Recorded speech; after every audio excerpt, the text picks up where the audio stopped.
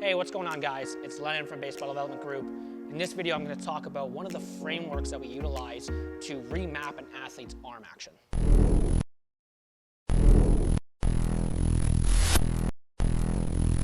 So, we've gone through our assessment. We've identified that this athlete has a couple of different arm action inefficiencies that we would label.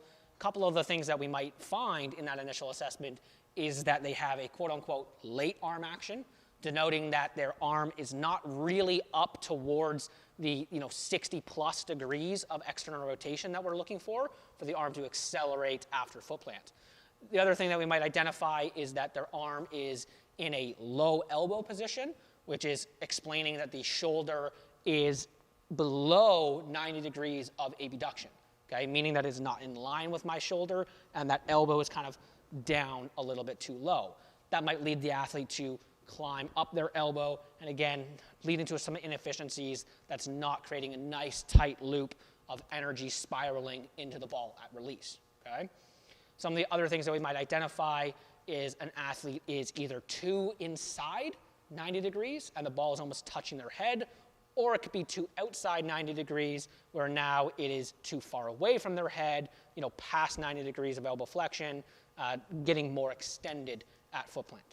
So the framework that we're going to utilize here is basically getting down on our knees and going through constrained kneeling 45 drills in a 2 to 4 week kind of block phase of limiting degrees of freedom and trying to create a map for the athlete's brain to get into the position that we're looking for at foot plant. So how we're going to start that process is in the very first week of reintroducing these drills or working with the athlete, we're going to go into a completely constrained position where we're putting them into the ideal setup for where we want to be at foot plant. So that's going to look like my elbow or my shoulder is up at 90 degrees of abduction, my arm is up at 90 degrees of external rotation, and I'm in roughly 90 degrees of elbow flexion as well, okay?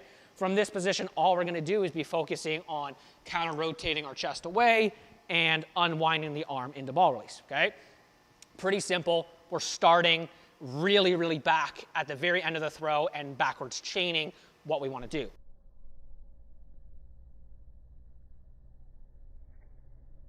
After an athlete gets comfortable with that end position, we have to try to find a way for them to get there themselves with more movement throughout their arm. So how we start that process is basically by slowly reintroducing degrees of freedom. And again, this process will take a little bit more time depending on the athlete. We're typically looking at somewhere between 1 to 4 weeks throughout this phase where we're trying to reintroduce slightly more degrees of freedom so that we're pushing the boundary of what the athlete is capable of, but not really having mechanical breakdowns. So again, to get back to the framework, we're going to go week 1, completely constrained, just focused on unwinding the arm into ball release, okay?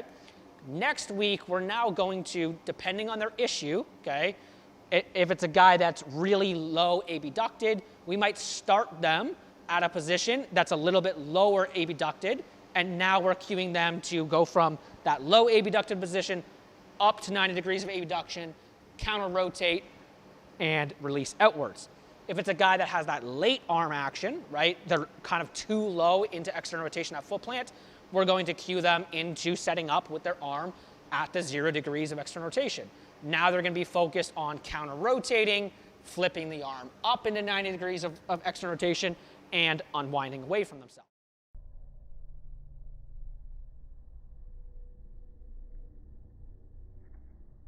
So you can kind of see where that framework starts. We're trying to identify what the athlete's specific issue is and work backwards from the end result and slowly reintroduce phases of the throw, okay?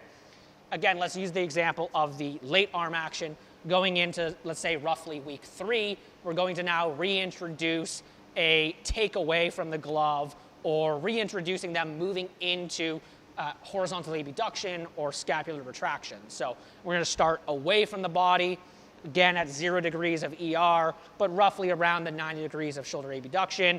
We're then going to pull the arm back into horizontal abduction, scapular retraction, flip the arm up into 90 degrees, and then unwind away from there.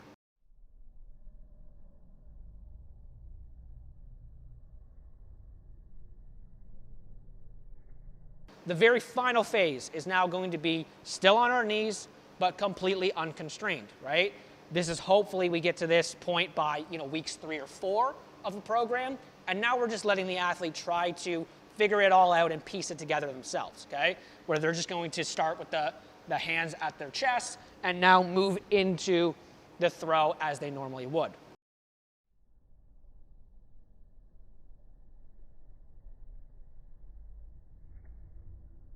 Couple of key considerations here. As we move throughout that 4-week program, we're trying to, almost on a session-by-session basis, limit or expose athletes to new degrees of freedom. So in that first week, we're really going to completely go back to basics and just focus on the arm up at 90 degrees. But from that point in time, we're trying to tease out what the athlete is capable of. And per session, we might be going through all the different positions, right? All 4 of those phases to try to see if the athlete can kind of remap and relearn how to throw the baseball. Again, it's a kind of slow process for some. It also can be a fast process for others. So this is where a lot of intensive coaching ends up coming in. My biggest recommendation for athletes trying to remap their arm action is break it down into these 4 phases, right?